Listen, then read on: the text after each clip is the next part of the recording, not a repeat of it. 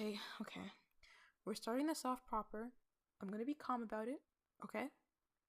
I want to put a quick disclaimer just to get through this, because if you're here from my other channels, you need to understand something, okay? Hands up right now. I promise you, I'm not a furry. We got that out of the way. We're good. We're all comfortable with this? Alright, cool. I'm gonna move on to my video, okay? The quality shit. I know this. It's the first one. There's so many more I want to do, or so much more. But this is how we gotta start, boys, okay? You gotta bear with me, okay? That's it. That's all I'm asking. And I need to say something else. My voice is shit. I know. For a woman, it's shit, okay? I sound like a teenage boy. I get that. I get that fully. But we gotta move on. Because if I want to do more with this, I gotta get comfortable with this. So, please, I'm asking again, bear with me. If you already don't like the sound of my voice, I am not gonna judge you if you go. I mean, I'm fine with that at this point. But okay, let me go on to my script and let me read what I had to say, and we're gonna start. Okay? If you're here from the other channels, hello, and I'm sorry this is how you had to find out what I sound like, with the knowledge that I'm a huge fucking nerd. Cool. Alright, cool. So Tales of the Empire dropped yesterday. Although now might be a few days ago, or a week, or two, or a month, because I'm shit with putting out videos. It depends all on when you're watching this. But to say the least, I personally enjoyed the series. To an extent. When the trailer first dropped, it was something I wouldn't shut up about on Twitter. Immediately theory started swarming my mind, and my group chat was there to toss their own hats in the ring. Ideas and whatnot, you know. Off the bat, the trailer started off with the GOAT, my favorite character in Star Wars, Thrawn. So already I was hooked. Like, it just took his voice and I was right on that shit. Morgan's introduction in the trailer had me intrigued about the idea of delving deeper into her character, especially after what we were given in The Mandalorian and Ahsoka. But I'm gonna be honest, I'll get more into that later. It's Barris's inclusion that had me more hooked than anything else in the trailer. So already, Tales of the Empire was my most anticipated Star Wars release. Because apart from what I've said so far, seeing things from the point of view of people within the Empire has always been a want of mine. On screen at least. That's why I love Thrawn's canon books and the Aftermath series. And no, I'm not an edgelord who thinks the Empire is right because, my god, just no. I just enjoy things from the villain's point of view. So yes, the idea of seeing Tales of the Empire had my curiosity, but once the trailer dropped, it had my attention. I'm just gonna round off a few positives before I get into the fleshier part of my rambling. So give me a moment or two if you will. I mean, you could click off right now if you don't want to hear all of this, or skip ahead, I don't know. And yes, there will be spoilers, so I don't recommend watching this video if you haven't watched the series yet. I mean, I enjoyed the overall look of the series and how some scenes were presented to us. For example, the Massacre of the Night Sisters looked really damn cool. Clone Wars gave us what they could at the time, but the quality improvement is just so pleasing to look at. This can be said for most of the scenes within Tales of the Empire, especially within Fortress Inquisitorius, and in newer animation projects within Star Wars. But yeah, the show is very pleasing to look at. And the fight choreography was on point too, which I always appreciate within animation. I also need to give the show credit for showing us the brutality of the Inquisitors, because as of late, yeah, they haven't exactly been making much of an impression on me. There is a scene with the fourth sister and Barriss that I really liked on my first watch.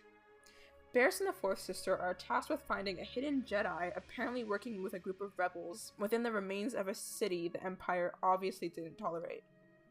Reap what you sow and so on, apparently. Once they make it to the village and Barriss manages to get intel she needs from a child, the fourth sister, however, she's on her own path and she completely slaughters a small group of villagers after they deny knowing anything.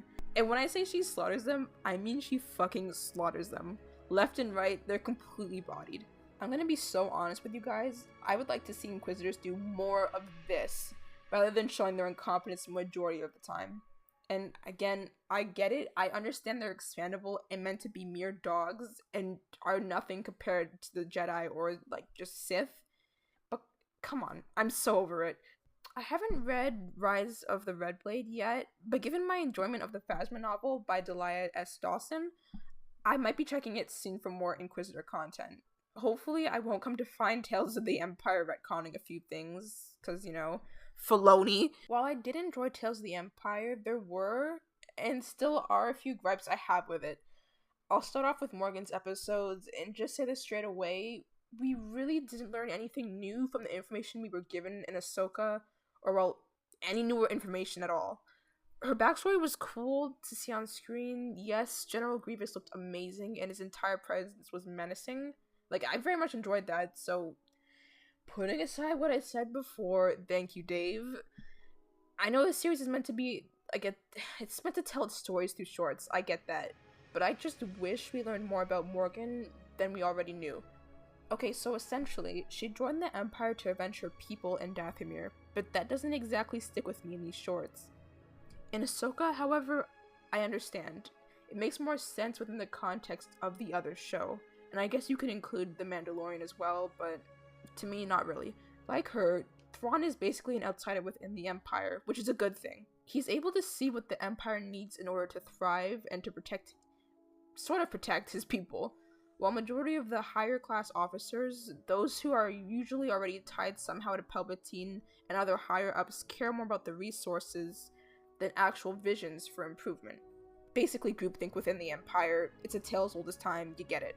I'll admit, I was shocked to find out that the TIE Defenders were her idea rather than Thrawn's, which is originally, or at least I swear was originally implied within the Thrawn canon trilogy. It's a small change I don't care too much for, as I'm sure there's a way for it to make sense, somehow. I guess he's always canonically just been collecting tech rather than engineering it, so I guess now he's inspired by her. It feels like such an odd thing to change, but what I'm trying to understand is that without Thrawn in the picture, what exactly could the Empire really offer her other than lowly protection and resources? Anyway, trying to ignore that, it turns out that the TIE Defender design or the program originates from Morgan. She designed them, I guess, which is kind of the reason why Thrawn finds her or seeks her out. Maul stated that the Night Sisters were wiped out because they were a threat to the Empire. So again, without Thrawn, how exactly did she think she could even attempt to avenge Dathomir, the Night Sisters, or even thrive within the Empire? I don't know, but I wish we got to see more exactly of how she planned on doing this, I feel like it's such a small thing, but really it isn't. I don't know. I wish we got to see more of exactly how she planned on doing this, because from my point of view, essentially she's just putting out, oh, guys, we could do this, and gets rejected each and every time. Before Thrawn was even involved, what was the plan? Morgan, what's the plan, Morgan?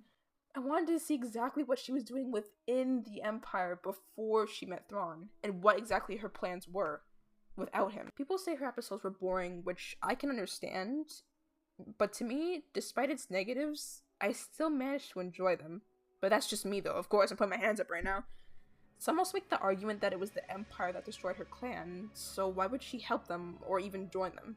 Now, I'm gonna make the assumption that these are the same people who were questioning Grievous's appearance in the trailer and immediately jumped to the conclusion that Disney brought him back to life. Now, if we recall something, my young Padawans, the Night Sisters were wiped out during a time when the Empire wasn't even a thing yet. To Morgan, it was the Separatists that were responsible, or more specifically Grievous, or perhaps Dooku. If we want to go further into this, in Fallen Order, from Mirren's perspective, she believed the Jedi were responsible for the massacre, as Grievous wielded Jedi lightsabers rather than Sith ones when he killed them all. So she saw him as a Jedi, which could be the same case for Morgan. And if there's one thing the Empire is strictly against, it's Jedi.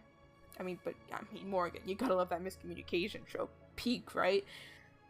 Also, given that the Empire was the most prominent and strong faction during its reign, it'd be better for her to join it rather than be against it if it meant the survival of both her and the future of the Night Sisters. So, what you could do is look at that compared to Thrawn. It was the same thing for him. If it meant his people were safe, he would join them. So, I don't question her allegiance to the Empire all that much. However, as I said before, what the hell was her plan before Thrawn? Like, seriously.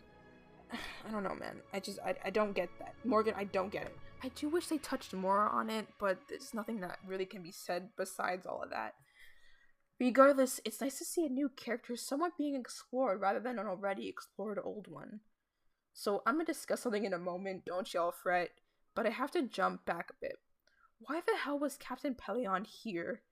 In the canon trilogy, Thrawn isn't really affiliated with Rook or Pellaeon until his time as Grand Admiral. So why were they both with Thrawn in this series? I know it's not too much of a big issue, but the more I see Thrawn in recent on-screen projects, the more I feel like Dave isn't really sticking to the new canon books, but more so the Legend ones. And I'm not hating on the Legend books, they're fucking great. But we've already established new canon. Why are we deviating from it? It's unclear whether or not Eli Vanto has already been sent to the Chiss at this point. But come on, would it kill to see the Space Twink at least once on screen? Because canonically, shouldn't Pellaeon be serving under Savit? Was it Savit? I don't know. Sue me. But he should be with him during this time period, no? I'm gonna assume that Pellaeon only officially works with Thrawn after the events of Treason. And this was kind of a task, again, I'm not gonna pronounce his name properly, Savit asked him to do.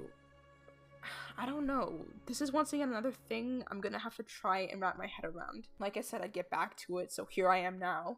Adding on to odd inclusions, like I said, I liked Grievous's appearance, but Vader's not so much. I genuinely don't see a reason for him in it at all in the trailer, other than getting more viewership for the show. Cause my god, he practically had the same amount of screen time he had in the trailer as he did in the show. Like, call me crazy or whatever, but oh my god, I'm gonna piss off a lot of people. But I feel like we need a break from our boy. I'm just gonna be honest.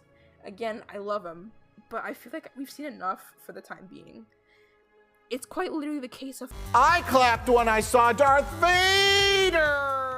Can we just let other characters shine for the love of God? My time has come to discuss Barriss' episodes, and I'm just gonna say it right off the bat. She should have had a series to herself. Reintroducing a character in a show meant to highlight individuals within the Empire really wasn't the right choice here. Not only that, but I feel like we needed more time with her. Like, I like Barriss, and her character deserves more building and centered focus. So having her in a show meant to highlight the Empire really didn't feel right for her. She didn't like what the Jedi were becoming, so of course she wouldn't stand for the Empire either. Showing her working with the Empire with the belief that it's better than the Jedi, only to then come to the realization that that's far from the truth, would have been a lot better if it was explored in more than just 1.5 episodes. Like, Barriss are like the Dooku of this series, but with less oomph, if that makes any sense. Were Dooku's episodes better than Ahsoka's in the Tales of the Jedi? Yes. Were Barriss' episodes better than Morgan's in the Tales of the Empire? Yes. But what matters here is the execution. And while it worked for Dooku, I feel like Barriss needed more than just 3 episodes. I can't help but feel like her story would have made so much more sense if it was in Tales of the Jedi. Outside of the books, I feel like Star Wars has a bit of an issue with focusing on its villains when they're given the time to do so. I saw a few people saying that Vader should have been the focus, but like, no? We have an entire franchise of the dude so far. Why not lend it to literally anyone else within the Empire? And be like, I don't know, man. Much like the clones, and again, bless them, I hate to admit it, but I'm starting to get a bit of Vader fatigue the same way I eventually got clone fatigue. Then there are people saying they wanted Vader to kill Barriss, but like, why do we need to see Vader kill Barriss? Of what purpose would that serve? He no longer has proper ties to Ahsoka or the Jedi, so why would he care that much? Some kind of scene that provided tension between the two would have been great, yeah. But a duel? It just doesn't seem necessary to me. Like, to add on to that, there are people claiming that Barriss is irredeemable, when Vader, the dude who killed children and innocent civilians, enforced fascism, and committed multiple war crimes, was redeemable. Like, huh? Make that make sense to y'all. I have to say this again, Barriss never would have fully joined the Empire as they were worse than what she believed the Jedi were. Her redemption is entirely plausible after a single act of terrorism compared to the atrocities Vader committed. Again, I really believe we just needed more time to cover it. I think one of the most disappointing things for me in her episodes is going to be something I hardly talked about yet, and something I haven't seen anyone make a video on yet, and I might make a more in-depth video about it in the future, but I'll just cover it really quickly right away. The dynamic between the Grand Inquisitor and Barriss. I shit you not, after watching the trial episode all those years ago and learning that he was present for her speech and that it swayed him away from the Jedi, I wanted to see him potentially train her to be an Inquisitor that would eventually break off from the Empire. And then fucking boom. Years later, on April 4th, 2024, the trailer dropped. And the second he said, "Mercy only breeds defeat. But I will help you overcome this weakness," I felt so much goddamn hype. It was crazy. And yet, once again, all this show really did was give us 2 seconds between the two, and that was it. I also had this theory which I knew was not going anywhere, but meh, I'm not upset about it. I'll just show it to you.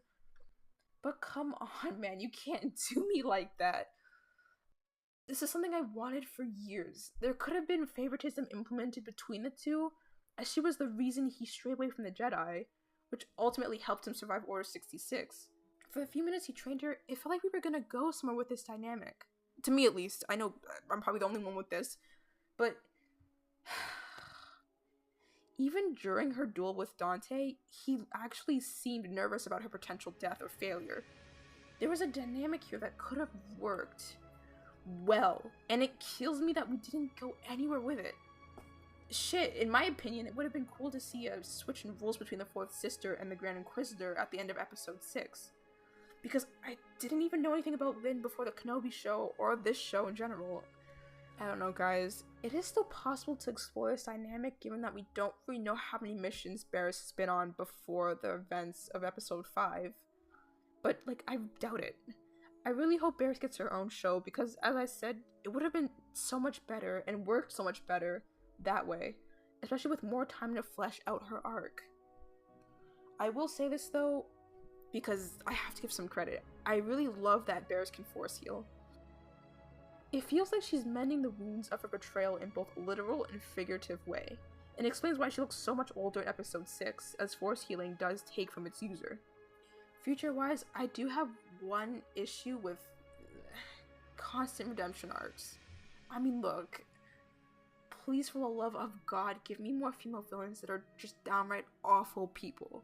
I'm begging you, please God, give me more Phasmas. So yeah, the show was enjoyable to me. The stories within it, though, just could have benefited from more time or being all together in their own show. Overall, it needed to focus more on the Empire itself and those within it that truly benefited from it. We needed more Empire. I swear we barely got it.